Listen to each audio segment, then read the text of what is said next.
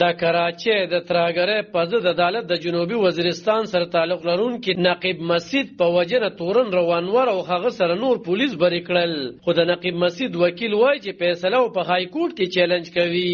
د کراچۍ د ترهګرۍ په ضد عدالت د ګل پروز د نقیب مسعود د وجنې قضیه وروله.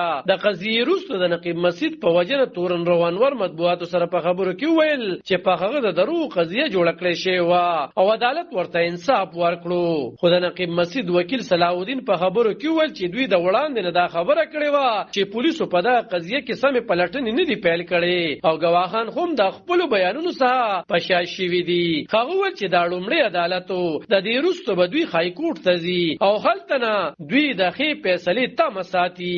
د اتوار پرواز د نقیب مسعود رور علم بشیر هم په خبرو کې ویلي و چې دوی به د قضیې څخه نه پشا کیږي. نقیب مسعود او هغه سره درې نور کسان د کال 2013 د جنوري په 14 نیټه د کراچۍ په شالتیب ټاون سیمه کې په یو مبینه پولیس مقابله کې وژل شوی وو. د هغه وخت د کراچۍ د ملیر ضلعي د پولیسو مشر روانور داوا کړی و چې په مقابله کې ترهګر وژلي. خو وروسته د پولیسو د لوړپوړو افسرانو ګډې پلټنیزې کمیټې دغه مقابله ته جعلي ویلي وو. د نقیب مسعود د وکیلانو په وینا په یاده مقدمه کې روانور سره د 15 کسانو په ضمانت خوشی شوی وو. د 10 کسان بندیوان وو مپرورانو.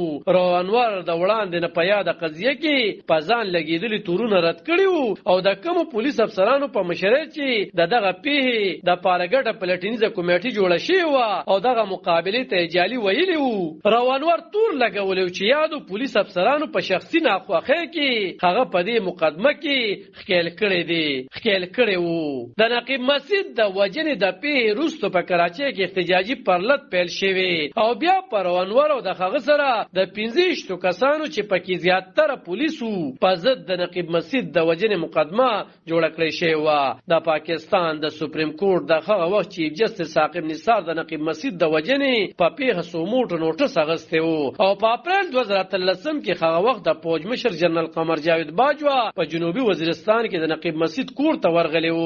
د هغه پلار ته تعزیت کړی و او ویلی و چې فوج په یاده قضیه کې د انصاف ورکولو په لړ کې د ټولو خصم ملاتړ کوي. په کراچۍ کې په جاري مقابلو تورن روانور امریکي د کال 2019 په دسمبر کې د بشري حقوقو د سرغړونو په لومړ کې اچولي او ویلي وو چې روانور چې د کراچۍ د ملیر ضلعي د پولیس مشر هغه وخت د پولیس د جاري مقابلو ذمہوار و. هغه په 190 پولیس مقابلو کې ککړ پاتې شو چې پکې د نقیب الله مسعود په ګډون 400 کسان وژلي دي.